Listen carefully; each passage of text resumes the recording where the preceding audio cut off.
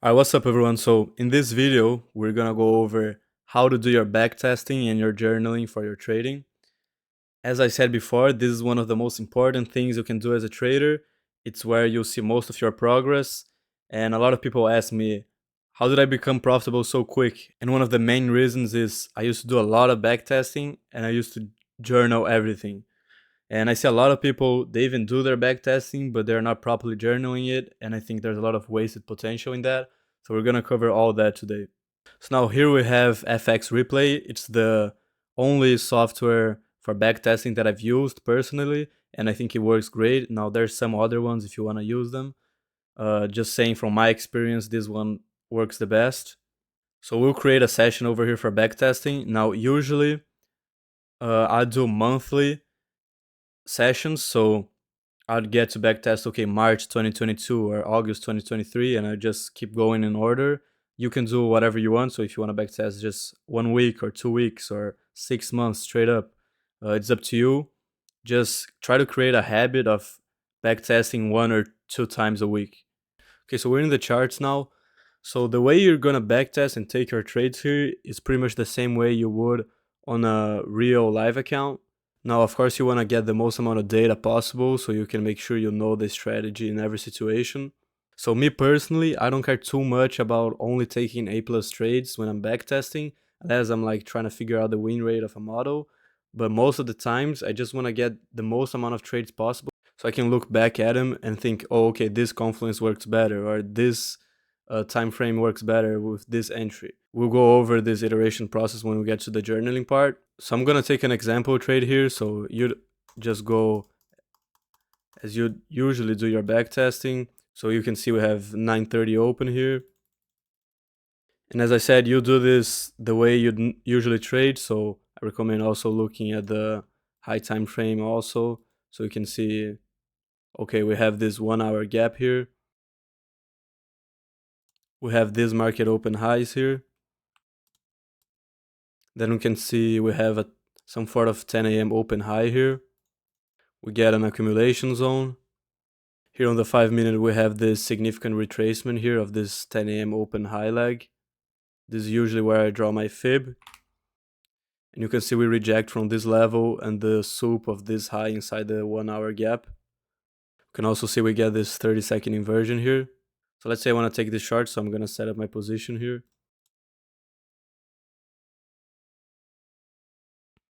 So I'm going to place my order, going to risk 1%.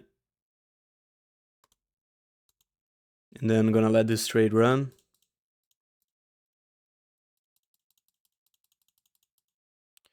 So as you can see, that hits full TP, and this is actually a trade I took a few weeks ago, so that's why I picked this date. So in this case, I'd be done for the day, so I'd take this trade and move on to the next one and keep doing that until I do my weekly or my monthly goal for backtesting. Now, after you take a trade, this is the most important part. So I'm gonna go over how you can actually journal these trades and make sure you're actually progressing when you backtest. So here we have a Notion page. Now I like using Notion because you can do pretty much everything you want here. You can use other softwares if you want. Now, usually for backtesting journaling, this is what I do. I just create a page for the specific session I'm in. So let's say we're backtesting August 2025. So I just use this whole document as my journal for this session. So all the trades I take during this month are going to be recorded here. You don't need to be too much detail in this part. I'll show you how I do my live trading journaling later. You can see the difference. But for example, for this trade that I took here, so first off, I'm gonna take a photo of the high time frame. And then the low time frame, the one I did my entry in. Now this is the most important part. You can see I specified the date here, and now I'll write down why I took this trade, why it works. In this case, if it was a loss, I'd write down why it failed. And you wanna be as detailed as possible. Now, it also depends a lot on the area you're trying to improve on. So if you feel like you're not very good at high time frame analysis or getting your draw on liquidity, then of course you're going to have to focus more on the high time frame. So you put more details on that. If you feel like you're getting the wrong entries, then focus more on the low time frames. So I'm going to specify here, okay, we had high time frame bearish bias. We had a 10 a.m. open high low close. We souped market open highs inside a 1 hour gap. And then we can see we had 10 a.m. PO3 aligned with ABS rejection, 30-second inversion, and the soup of 1 hour highs. Now this would be my confluences for this trade, and then I would move on to the next day. And as I said, the level of detail and the areas you're going to focus on are going to depend on what you're trying to get from this backtesting session in specific. I'm being pretty broad here, but just know that the more detail you are, the more you're going to get and the better you're going to get as a trader. Now, the way I do my journaling for the trades I take during live, it's going to be a little bit different, mainly because I'm trying to track different stats. So my win rate, the amount of money that I'm making during the week or during the month. So usually what I like to do is I like to add the table view, and then you can set this up whatever you like.